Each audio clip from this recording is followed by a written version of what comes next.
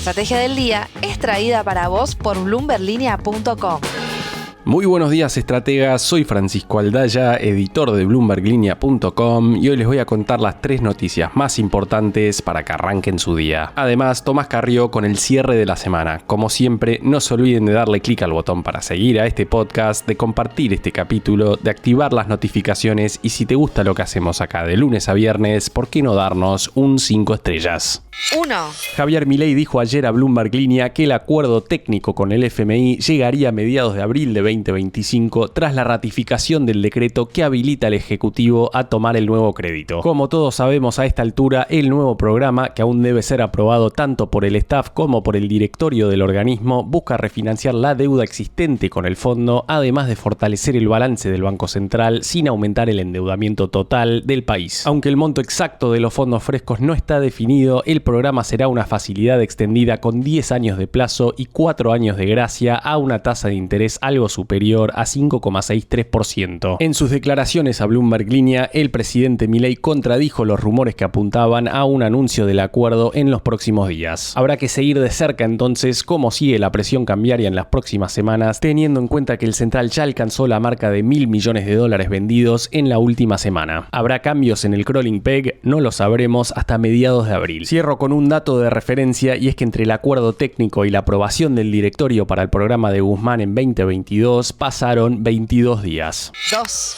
En el último trimestre de 2024, la desocupación en Argentina alcanzó el 6,4%, un aumento frente al 5,7% del mismo periodo de 2023, aunque menor al 7,7% del primer Q de 2024. Según el INDEC, la tasa de empleo, que mide a las personas ocupadas sobre la población total, se situó en 45,7%, un leve crecimiento respecto al 45% del trimestre anterior y 45,8% de fines de 2023. Por su parte, la tasa de actividad, que refleja la población económicamente activa, llegó al 48,8%, superando el 48,6% del último trimestre de 2023. Más gente buscando trabajar y desempleo a la baja. ¿Seguirá así este año? Con el crecimiento del 5% del PBI que proyectan los economistas, luce probable. 3. El gobierno está esperando que los rendimientos de sus bonos soberanos caigan por debajo del 10% en el mercado secundario antes de volver a los mercados internacionales de capital, según informó el secretario de Finanzas Pablo Quirno en una presentación privada a inversores en Buenos Aires. Aunque no dio una fecha exacta, señaló que las reformas económicas del gobierno de Milei buscan facilitar ese regreso previsto tentativamente para enero de 2026, todo esto según reportó ayer Bloomberg News. Recordemos que el riesgo país bajó 1.200 puntos básicos desde que Milei asumió en diciembre de 2023 y los bonos argentinos fueron destacados en 2024 como una gran oportunidad en mercados emergentes por el JP Morgan. Actualmente esos títulos de renta fija denominados en dólares y con ley neoyorquina están rindiendo entre 11 y 13%. ¿Cuánto bajarán los yields con el acuerdo con el fondo en abril?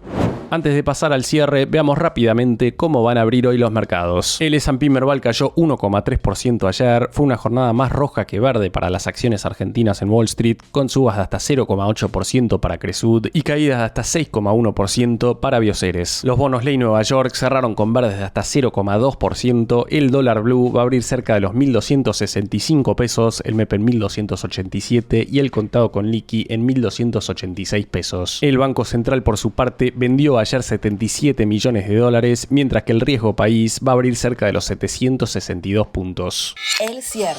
Y ahora, Tomás Carrió, contanos por favor cómo estamos cerrando otra semana más en el mercado argentino. Muy buenos días, bienvenidos a una nueva edición del cierre de la semana. Mi nombre es Tomás Carrió, soy editor de Bloomberg Línea en Argentina y en esta oportunidad quería invitarlos a escuchar una breve entrevista con Juan Solá, economista de Bank Trust. Tras una semana marcada por el aumento de la demanda de cobertura, le preguntamos a Solá qué lectura hizo de esta mayor tensión cambiaria que se observó en medio de la incertidumbre por el futuro esquema cambiario una vez que se oficialice el nuevo programa con el FMI. Lo escuchamos. Bueno, Juan, en estos días vimos un fuerte aumento de la demanda de cobertura cambiaria en todos los segmentos, en lo que es el MULC, en ROFEX, en financieros. ¿A qué crees que obedece esto? ¿Ves que es simplemente la incertidumbre por el régimen cambiario post acuerdo con el fondo? Sí, mayormente y casi enteramente pienso que se debe a eso. Las expectativas hasta hace 2 semanas estaban ancladas en la política oficial del crawling peg al 1% por mes sobre el dólar oficial, y con las declaraciones del ministro Caputo a principios de esta semana y algunos rumores sobre la política cambiaria post acuerdo del FMI, eso generó que se quiebren, se desanclen las expectativas y ya sea un hecho para el mercado que el gobierno y el Banco Central van a abandonar esta política del crawling peg al 1% luego del acuerdo con el FMI. Ante la incertidumbre básicamente de saber cuál va a ser esa política, aumentó la demanda de dólares, los importadores haciéndose de dólares, que por ahí estaban haciendo carry trade con tasas en pesos, los bancos que posiblemente estaban short en dólares, y exportadores que también probablemente estaban haciendo algún tipo de carry, digamos. Dejaron de liquidar ante la expectativa de una potencial cambio en el frente, en la política cambiaria, digamos. Ahora, llamaron la atención los movimientos que hubo en futuros, en particular los contratos a marzo que dejaban entregar algunas apuestas a una devaluación inminente que el gobierno viene negando. ¿Qué análisis haces de estos movimientos que se vieron primero de mucha demanda y ahora las tasas de futuros regresando a los niveles previos, ¿no? Particularmente eso se trató en los contratos de marzo, que quedan a menos de 10 días, menos de 10 días hábiles para que se cierren esos contratos, y llegaron las tasas implícitas de futuro a estar arriba de 100, 130%. Básicamente eso me parece que fue alguna apuesta de algún jugador del mercado que piense en una devaluación discreta del tipo de cambio oficial en el marco de una medida previa al acuerdo con el fondo, lo que se llama medidas previas para la aprobación del acuerdo. Me parece que no tiene mucho sentido. En nuestro escenario es improbable que el gobierno acepte una demanda de ese tipo del fondo, porque tendría un impacto inflacionario rápidamente, que es lo que principalmente el gobierno quiere evitar.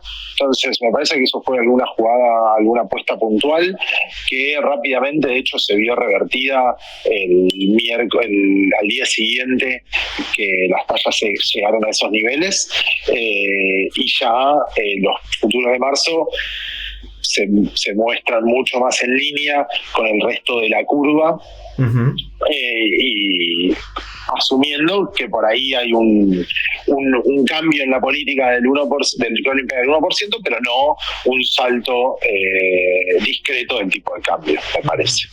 Ahora, ¿qué tipo de futuro cambiario imaginas? Se viene hablando de flotación administrada con bandas.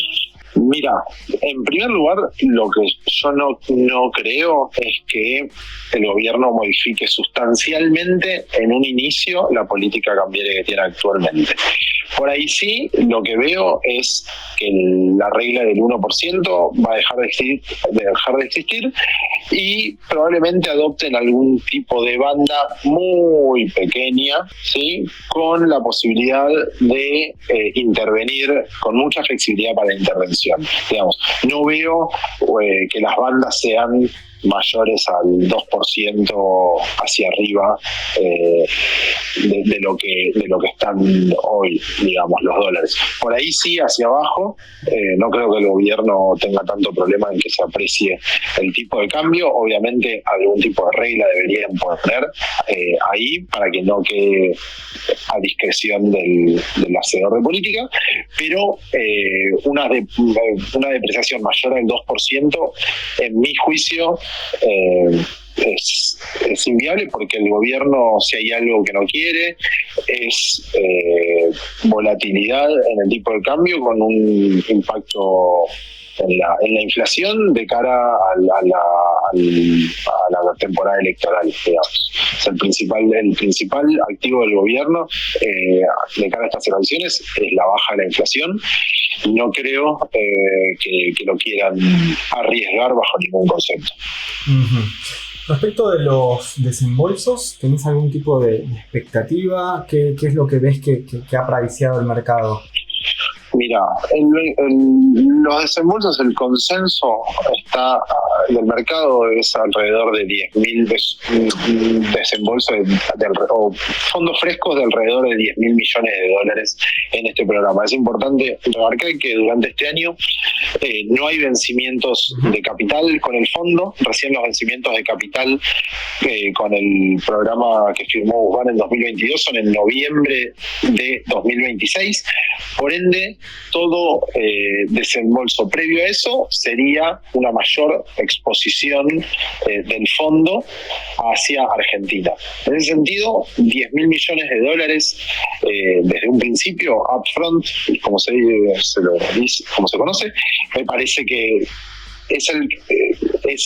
sería positivo, está dentro del consenso, pero si desembolsan 10.000 millones rápidamente, estaría por encima de las expectativas. Se espera que esos 10.000 millones por ahí lleguen a lo largo de este año y linkeados a, obviamente, un target de reservas, digamos.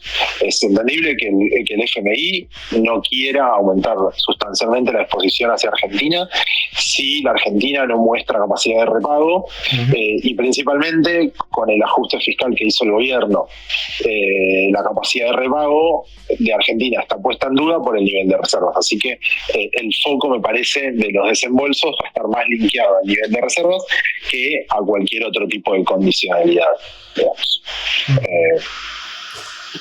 Juan, te quería hacer una última consulta de otro tema que puede tener algo de vínculo respecto de cómo impactó, pero tiene que ver con la licitación que enfrenta el Tesoro la semana que viene, con vencimientos bastante desafiantes, y quería preguntarte cuál es tu expectativa después de una semana de algunos ruidos, por lo menos cambiarios. Mira, seguramente emitan de caps títulos cortos nuevamente, acortando duration, y seguramente tengan que validar el aumento de tasas del mercado secundario que vimos en esta semana. Y una novedad que puede ser interesante para mirar va a ser si ofrecen títulos Dollar Link. Vinieron ofreciendo en las últimas licitaciones, pero la demanda fue nula. Ante el cambio de expectativas, es muy probable, y con lo que están rindiendo los títulos Dollar Link, que por ahí ofrezcan algo, y eso va a dar un indicio qué título ofrezcan y a qué tasa corte ese título. Va a dar un indicio de lo que ve el gobierno, o qué carta muestra el gobierno ante el nuevo cambio de política cambiaria que espera el mercado, digamos. Porque las últimas dos veces que ofreció Dollar Link y salió a explicar después el gobierno que no había habido demanda, era un contexto un poco opuesto al que tuvimos esta semana. Exactamente. El gobierno usó como argumento de que no había temores en el frente cambiario la ausencia de demanda de títulos Dollar Link. Me parece que ya las tasas de los títulos Dollar Link en el mercado secundario se pusieron negativas esta semana en la parte corta, y hubo un montón de demanda vía esos títulos para cubrirse, o sea que el apetito del inversor cambió frente a esos títulos. Vamos a ver si el gobierno vuelve a ofrecerlos, y si hay demanda, a qué tasa corten. Obviamente, si el gobierno vuelve a ofrecer y toma un montón de títulos, si emite un montón de esos títulos, puede ser que sea una muestra de que la política cambiaria, o que una intención de mostrar que la política cambiaria va a seguir como está. Esa sería mi visión. Pero bueno, habrá que ver qué otros títulos y qué menú ofrecen. La frase del día. Antes de irnos, escuchemos lo que dijo ayer Marcela Pagano en C5N. Ayer quedó claro que alguien tiene un interés claro en dejar de lado a un montón de personas que militamos para Javier Milei porque no le convienen, y ese es Martín Menem. La diputada libertaria también acusó a Menem de trabajar para él mismo y no para el presidente. ¿Quién tendrá la razón en esta disputa libertaria? Esto fue un nuevo capítulo de la Estrategia del Día Argentina. Yo soy Francisco Aldaya, editor de Bloomberg Línea, y me podés seguir en X en @franaldaya. No se olviden de darle clic al botón para seguir a este podcast y a la campanita para que se enteren al instante cada vez que sale un capítulo de lunes a viernes. Espero que tengas una gran jornada productiva. Esto fue La Estrategia del Día Argentina, escrito y narrado por Francisco Aldaya. Producido por Arturo Luna y Daniela Hernández. Que tengas un día muy productivo.